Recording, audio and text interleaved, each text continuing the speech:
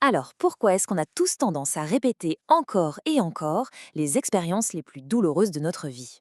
C'est quand même une question fascinante, non? Bonjour à toutes et à tous et bienvenue dans cette nouvelle explication où l'on va plonger au cœur d'un sujet absolument captivant, la psychologie des boucles infinies. L'esprit humain est une machine d'une complexité folle et comprendre ses vrais rouages, c'est ce qui nous permet d'ouvrir de toutes nouvelles perspectives. Allez, on commence. On a tous déjà ressenti cette espèce de sentiment d'éternel recommencement, pas vrai? Ce douloureux déjà-vu. Que ce soit le fait de s'engager encore une fois dans une relation toxique, de toujours tomber sur des patrons complètement abusifs, ou même de revivre en boucle les mêmes galères financières. Bref, une question fondamentale s'impose tout naturellement. Pourquoi est-ce qu'on attire toujours les mêmes problèmes? En fait, on se rend compte que c'est un phénomène psychologique littéralement universel. Première partie, le fameux mythe de la malchance. Très souvent, face à ces problèmes à répétition, notre premier réflexe, c'est de blâmer le sort. On se dit qu'on a la poisse, que c'est le destin, mais en réalité, c'est un mythe total. Ce qui se passe vraiment, c'est une pure programmation cérébrale. Il n'y a absolument aucune malédiction cosmique qui plane au-dessus de nos têtes. L'esprit se contente, tout simplement, de recréer les dynamiques qu'il connaît le mieux. Et ça, même si ces situations sont source d'une immense souffrance. C'est fou, non? Ce qui nous amène à la deuxième partie, les racines dans l'enfance. C'est là que tout commence. La psychologie met en lumière un concept très intéressant qu'on appelle l'amnésie infantile. En gros, c'est notre incapacité, en tant qu'adulte, de retrouver des souvenirs conscients de nos 3 premières années de vie.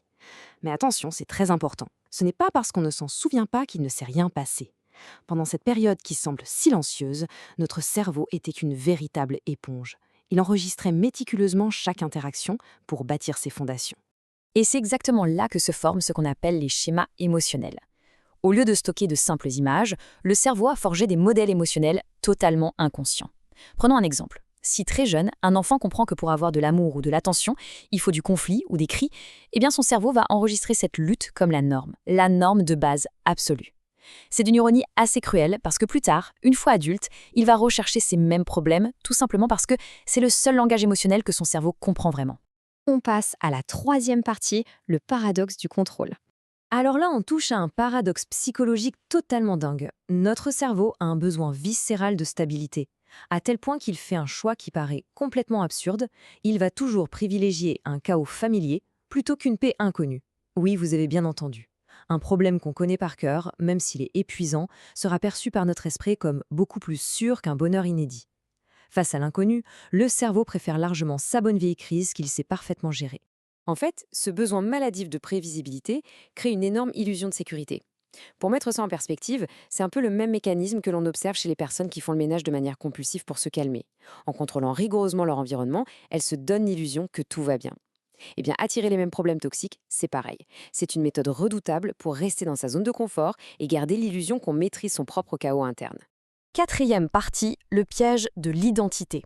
Au fond, qui sommes-nous sans nos problèmes? Avec le temps, ces boucles infinies ne sont plus seulement de simples comportements, elles deviennent notre identité. Ce piège repose sur 3 piliers. D'abord, on finit par attacher notre propre valeur à la lutte. Ensuite, on associe le succès à une perte totale de repères. Et enfin, on développe une résistance invisible au changement. Quand on a passé sa vie à se définir comme celui ou celle qui survit contre vents et marées, arrêter de se battre devient terrifiant.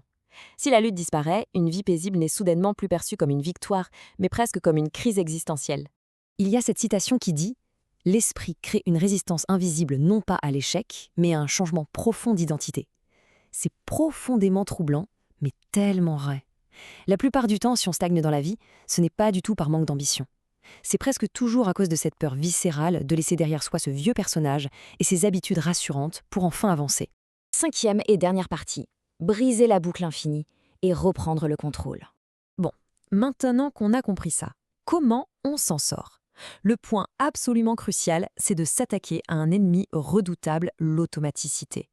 L'automaticité, ce sont toutes ces réactions qui se déclenchent en pur pilote automatique, dictées par la force de l'habitude. Il n'y a même plus de réflexion derrière. Pour briser des schémas ancrés depuis l'enfance, il faut littéralement stopper net ces réactions instinctives avant même qu'elles ne s'activent. Concrètement, ça se passe en 3 étapes. 1. On reconnaît le déclencheur. 2. On définit une intention claire, c'est-à-dire qu'on décide à l'avance de sa réaction. Et 3. On applique une vraie discipline quotidienne. L'idée, c'est d'utiliser un système rigoureux pour ne surtout pas avoir à compter sur une soudaine poussée de motivation au moment exact où la crise éclate, parce que ça ne marche jamais. Et cette constance dans la discipline est fondamentale. C'est ça qui va patiemment enseigner au cerveau que le progrès est bien plus sûr que le petit plaisir toxique de la familiarité. Ce n'est pas une pilule magique, attention, c'est un véritable processus d'entraînement au quotidien, c'est la méthode ultime pour recabler le cerveau, doucement mais sûrement, pour qu'il finisse enfin par accepter la paix comme sa toute nouvelle normalité. La vraie puissance consiste à cesser de construire ses propres obstacles. Atteindre cette maîtrise de soi demande un courage immense. Le courage de regarder ses propres schémas émotionnels bien en face, sans se trouver d'excuses. Ces fameux problèmes qui se répètent inlassablement, ce ne sont que des forteresses illusoires, érigées par notre cerveau qui a peur du vide. Arrêter de les nourrir, c'est tout simplement abattre ces murs pour reprendre le contrôle total. Voilà, maîtriser son propre esprit est sans aucun doute le plus grand défi d'une vie. S'abonner et suivre régulièrement ces explications, ce n'est pas juste du soutien, c'est un vrai engagement envers votre propre apprentissage et la transformation de votre identité.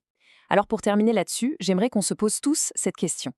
Quel est ce chaos familier, cette vieille habitude qu'il est enfin temps d'abandonner aujourd'hui pour oser accueillir la paix de l'inconnu ?